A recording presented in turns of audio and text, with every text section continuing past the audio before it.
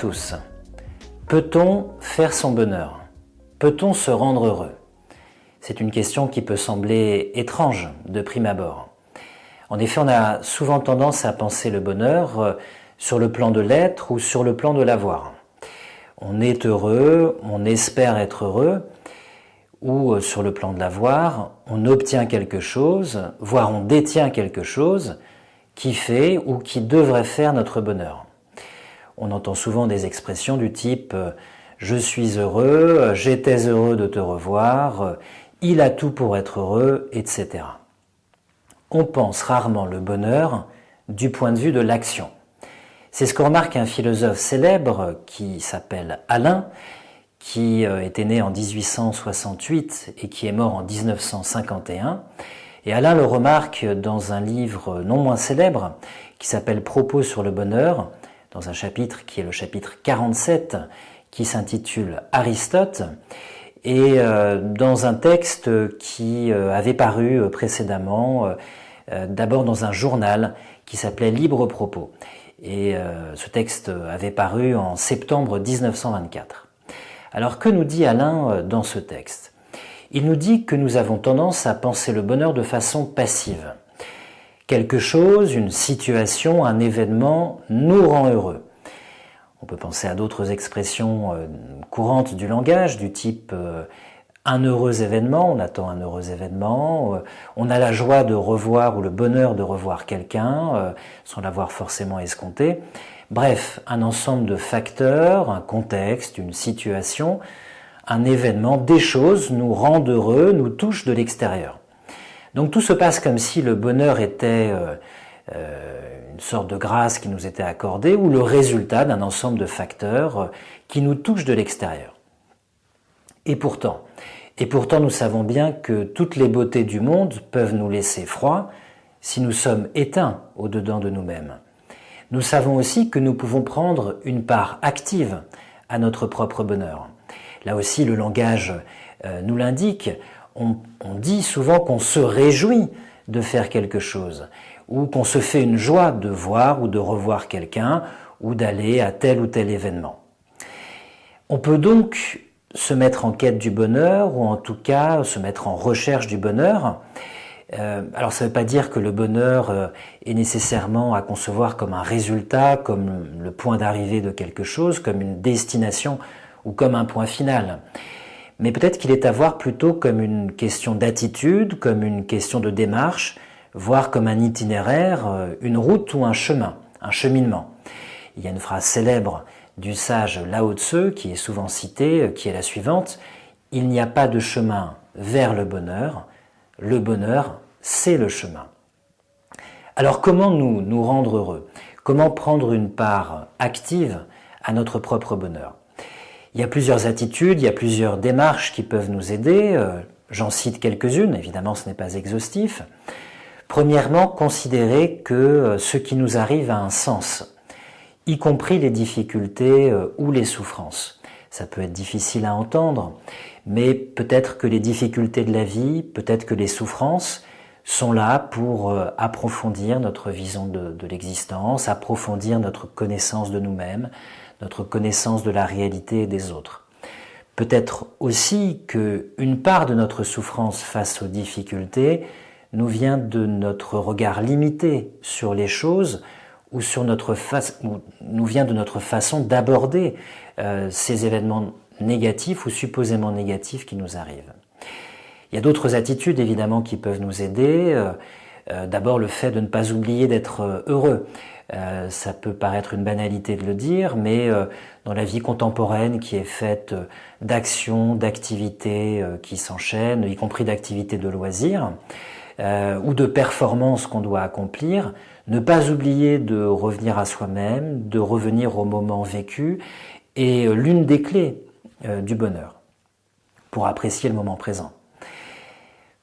Troisième idée, troisième démarche ou attitude spirituelle ou psychique, le fait de ne pas nourrir de sentiments négatifs, de pouvoir pardonner à soi-même, pardonner aux autres, le fait de pouvoir se libérer du ressentiment, de la frustration, de la jalousie, de la colère, de l'envie, et la capacité de se projeter vers des perspectives positives, constructives, qui sont porteuses de sens. On le voit, il y a un ensemble de démarches, il y a un ensemble d'attitudes qui nous aident qui peuvent nous aider dans notre quête du bonheur. Alors que nous dit Alain à ce sujet? Il nous incite à regarder du côté de certains types d'activités. Il oppose le bonheur durable aux plaisirs fugitifs, notamment les plaisirs passifs. Il prend un exemple qui est célèbre: laisser fondre une sucrerie dans la bouche, c'est très agréable, mais ça n'est pas suffisant pour être heureux. D'autant plus que si on enchaîne les sucreries, on finit avec un sentiment d'écœurement. C'est la même chose par exemple pour les plaisirs passifs, comme le fait de regarder des films. On peut évidemment prendre beaucoup de plaisir à regarder un bon film, mais enchaîner les films les uns après les autres peut laisser un sentiment de vide, de vacuité ou de lassitude. Alain nous fait nous souvenir de notre enfance, qui est un moment où on créait, on inventait, on imaginait, on modifiait les règles, parfois on trichait aussi, et donc on prenait part au jeu, on était en jeu dans notre activité. C'est la même chose quand on est adulte. Il prend l'exemple des échecs ou il prend l'exemple de la politique. On peut rester totalement froid par rapport à ces activités si on ne comprend pas ce qu'est une partie, ce que sont les règles du jeu. Mais si on comprend le sens de l'activité, si on s'est informé, si on a suivi certaines parties d'échecs ou la vie politique, alors on peut se prendre dans le fil justement de la partie qui est en train d'être jouée. Ce que remarque aussi Alain, c'est que on prend d'autant plus de plaisir que l'on participe à l'activité qui nous cause de la joie. Et là encore, il prend quelques exemples. Si on écoute de la musique ou si on écoute une chanson, par exemple, on prend d'autant plus de plaisir si on connaît les paroles de la chanson, si on en comprend le sens, si on peut s'en pénétrer, si on peut fredonner la chanson. C'est une façon de s'approprier cette chanson, de la faire résonner en nous-mêmes. C'est d'une façon, d'une certaine manière, de lui donner une résonance intime ou intérieure.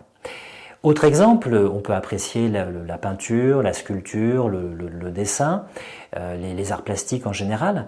Mais Alain nous dit que notre œil sera vraiment perspicace, sera sagace devant une œuvre d'art si on dessine soi-même, si on prend part à cette activité, ou si par exemple on collectionne les dessins ou les peintures. Ça signifie que notre regard, notre perception deviendra plus perspicace, saisira plus de détails, plus de choses, et donc prendra d'autant plus de plaisir à voir ou à discerner quelque chose dans les tableaux, dans les peintures, dans les dessins devant lesquels on pourra se trouver. Puis, autre exemple, le fait d'assister à une pièce de théâtre. Alors évidemment, si on ne connaît pas la pièce, le texte, les comédiens, si on ne s'intéresse pas à la mise en scène, on peut rester froid, on peut rester totalement passif devant une pièce de théâtre. Ce qu'Alain nous dit, c'est que plus on connaît la pièce, plus on peut se sentir partie prenante et suivre la pièce en étant actif. Ce qu'il nous dit, c'est que même le fait de critiquer la pièce, c'est une façon d'y participer.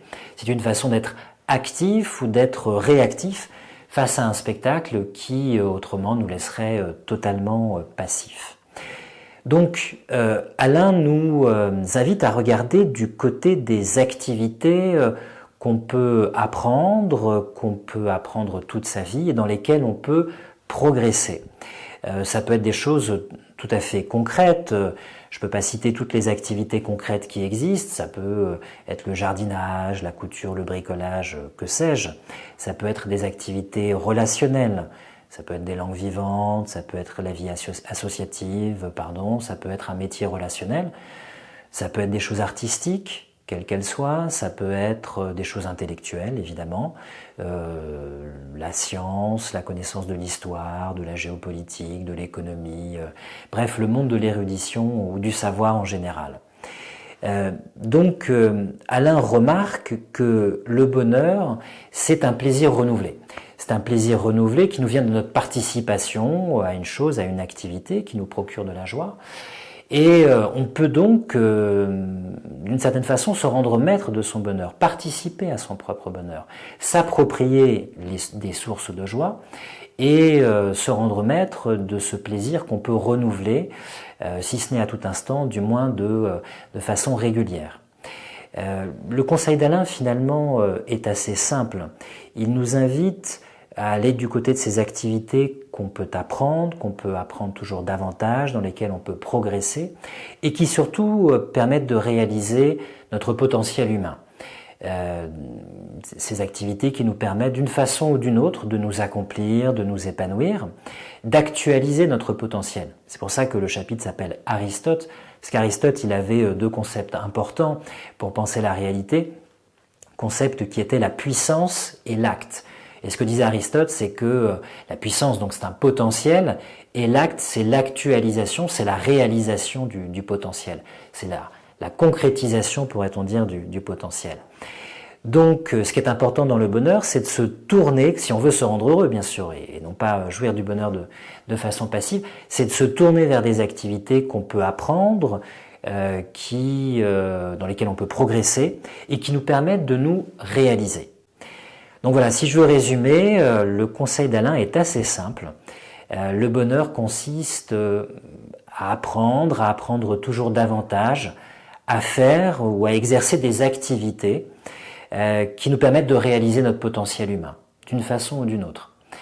Et des activités qui nous ouvrent une perspective indéfinie de progrès, de nouveautés, de découverte à la fois des choses qu'on apprend, qu'on fait, et de découverte de nous-mêmes. Voilà, je vous remercie de votre attention et je vous dis à bientôt.